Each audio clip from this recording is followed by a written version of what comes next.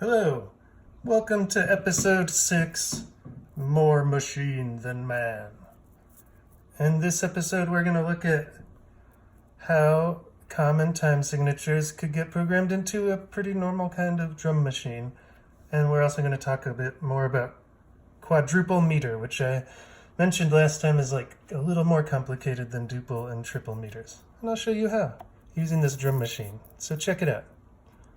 A lot of drum machines have this kind of setup where they have 16 buttons across the front, and they can form a loop that's 16 steps long.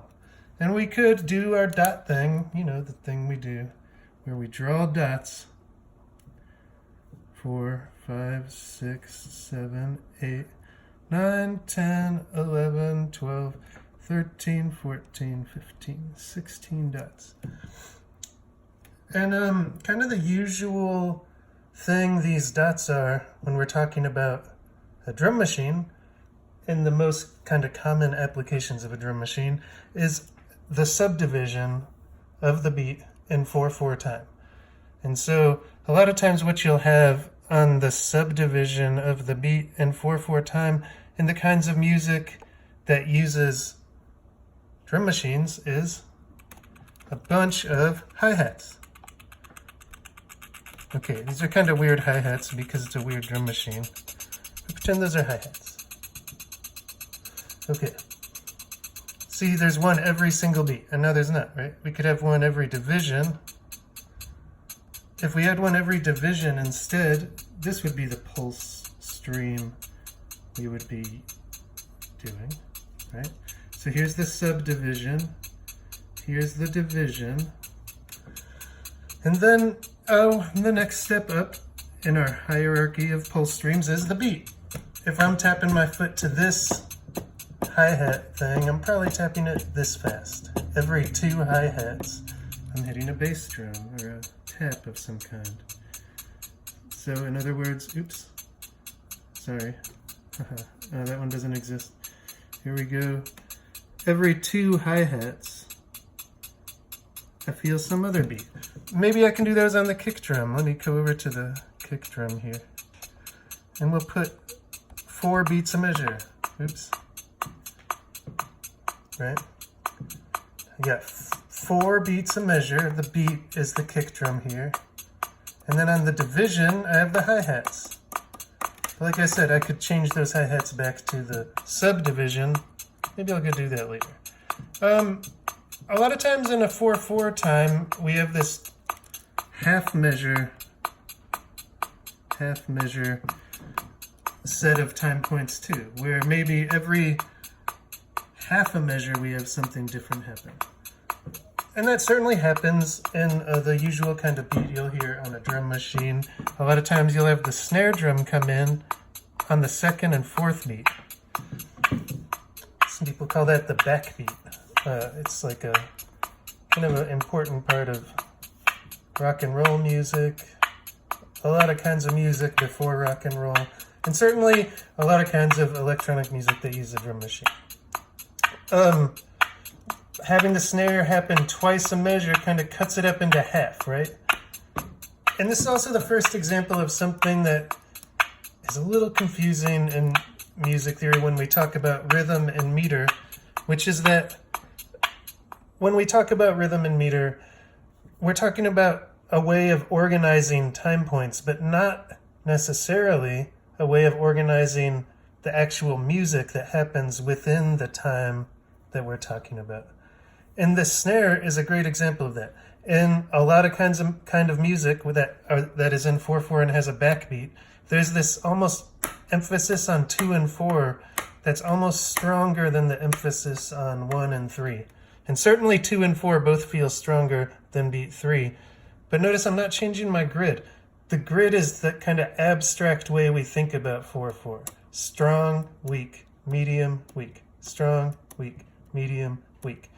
And the way an actual beat might work against it kind of develops this cool feeling. Rock and roll is cool. Drum machines are cool. Electronic music is cool. Is it because it's in 4/4? I don't know, maybe.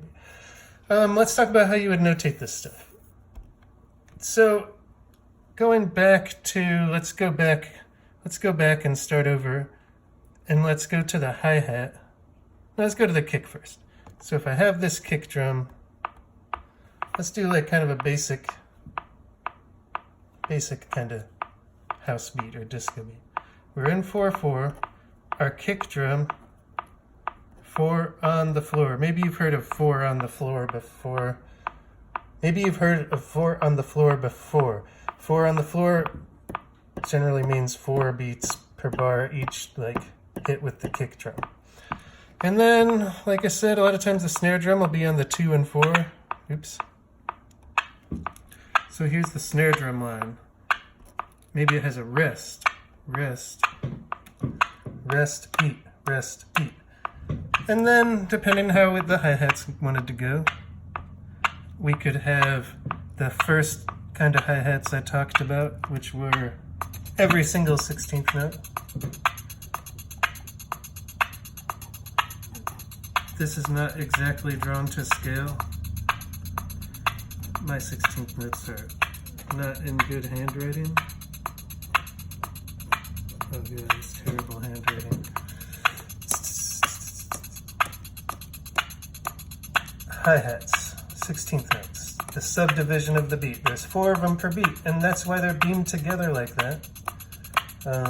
We talked about how 16th notes can have flags. You could, for some reason, write this like this. Like this.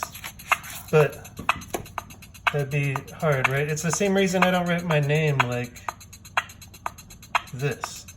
It looks weird even. I do 2 lines and then the T. Anyone who writes a double letter usually does that. It's kind of the same thing with notes. We got 4 16th notes. We'll give them all 2 beams instead of 2 flags each. And we generally beam notes together into units that are a beat long. Okay, this beat is getting boring. You don't have to just do 4/4 beats on a drum machine. You can do any kind of beats on a drum machine. Let's talk about the other quadruple meter, since we left out quadruple meters before. There's a meter we call 12/8, and this meter has 4 beats. Let's put them on the kick drum. The beat in a meter of 12/8 is a dotted quarter note. What a dot does to a note is it extends it by half. So a dotted quarter is like a quarter tied to an 8th note. Because an 8th note is half of a quarter note. And a tie just means this is all one note. And we just notate it as this note plus this note. So a dotted quarter note is what happens on the beat if we're in 12/8 and the beat I'm about to create. So let's go to the kick drum, and every 3 measures now, every 3 steps in the sequence, I'm going to add a kick drum. And then I also have to go change it so that it's not too long. Okay, I did it.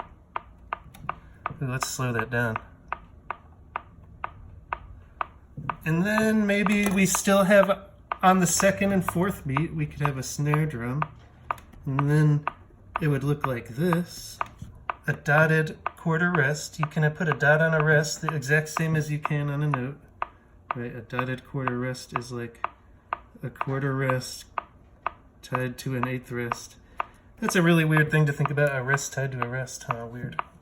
And maybe a really kind of normal hi-hat thing we could do would be to put hi-hats every division.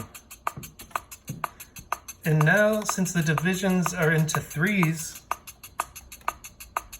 again, not drawn to scale, this is what our hi-hat line would look like.